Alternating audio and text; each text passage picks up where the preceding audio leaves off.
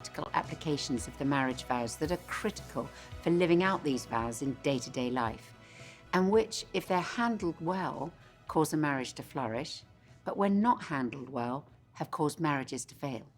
So, the first area is how we deal with our finances. How do a couple make decisions about money? How do they decide what they spend their money on? How do they decide how much they save? And who's going to manage their finances? Marriage involves sharing everything. It's right there in the marriage service. The bride and groom say to each other, "All that I am, I give to you, and all that I have, I share with you." And sometimes that's easier said than done. I remember a friend who'd been married about a year saying to me, "I was fine with money until I had to share it." Every couple needs to set aside time to discuss their finances, and not just once, but on an ongoing basis, with a clear understanding between them about how they'll manage and use their money. If we're going to achieve that, we have to make a plan together. Being able to talk about money, being able to work out how you are both together going to look at, deal with, budget, decide what you spend, decide what you give, decide what you save. These important decisions are absolutely vital. Creating a budget is a really, really important basic step in any couple dealing with their finances. And the way that you create it is really simple. You find some time and you commit some time to actually looking at what do you have to spend each week or normally each month, i.e. your rent, your electricity, your gas, the insurance. Are you going to go on holiday? Are you going to buy some clothes? And you basically simply add it all together. Divide it out over a 12-month and find out each month how much money do you need to spend and how much money do you want to spend. And if you then discover that there is not enough to do what you have to do, or enough to do what you want to do, it's not an upsetting thing, it's an empowering thing. You have a problem, but these problems can be solved. This is where you have to start to make some decisions.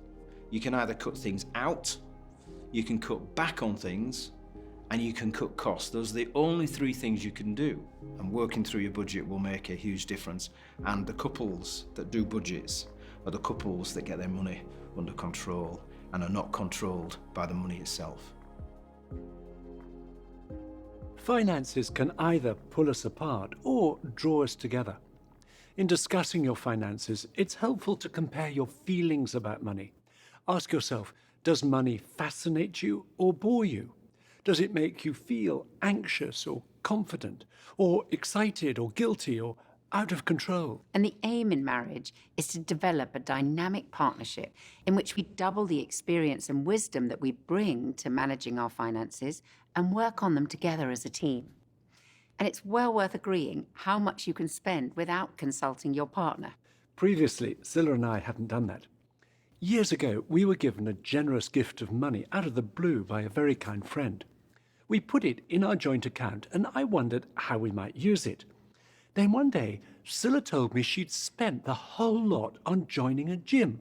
I was horrified, partially because we hadn't discussed it, but also because I suspected that Scilla wouldn't get her money's worth out of it.